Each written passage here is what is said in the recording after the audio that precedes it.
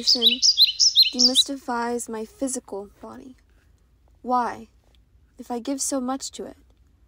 I want to be one with my land, my nature, my tierra, mi naturaleza. Why, if I feel so exploited? I aspire an environmental justice for both me and my Mother Earth.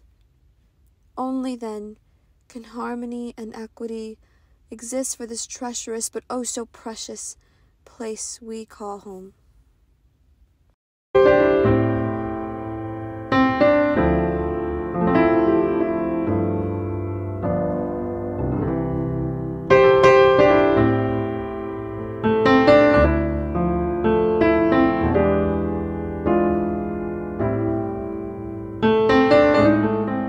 Our bodies carry our histories, our people, and our earth.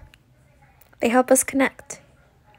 And so, in order to connect to nature, you must listen.